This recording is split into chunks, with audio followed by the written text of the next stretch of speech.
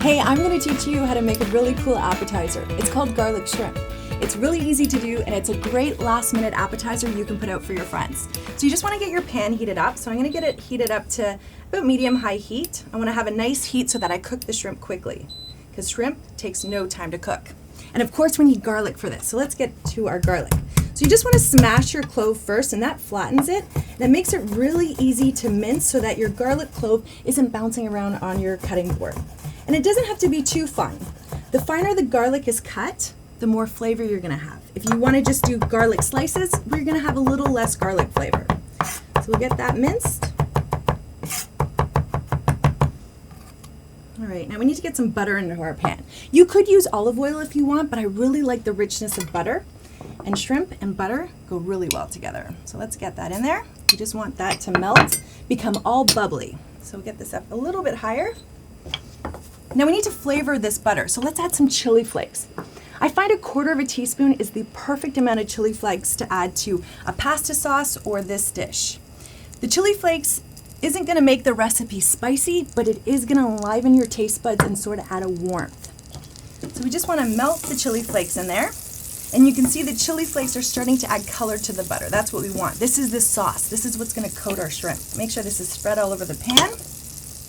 Let's get our garlic in there.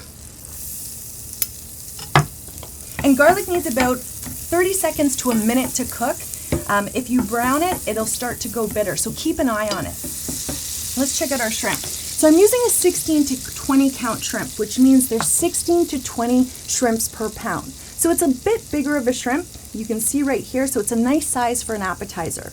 And you just want to make sure that you peel it, devein it. You can keep the tails on if you want. It's totally your call. All right, so I can really smell the garlic. I can smell the chili flakes, so let's get our shrimp in there. And you just want to spread it out. And of course, we need to season our shrimp with a little bit of salt, just to add a little bit of flavor. And you just want to cook and stir for 2 to 3 minutes. You know that shrimp is done when it turns opaque and starts to sort of tighten up and curl.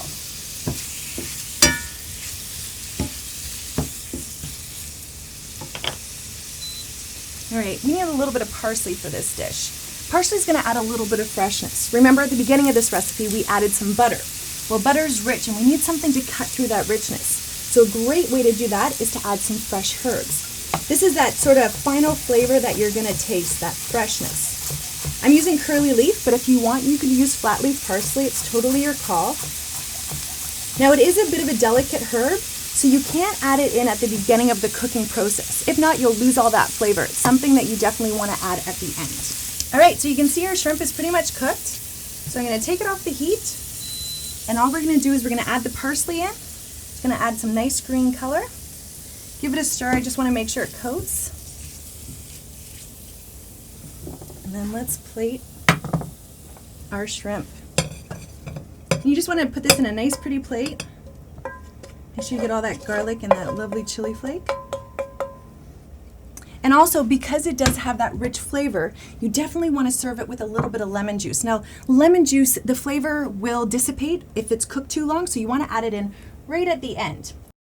Now you can do it this way, or you can serve it with some lemon wedges, put out some toothpicks, some appetizer napkins, and you're good to go. Hope you like this garlic shrimp appetizer.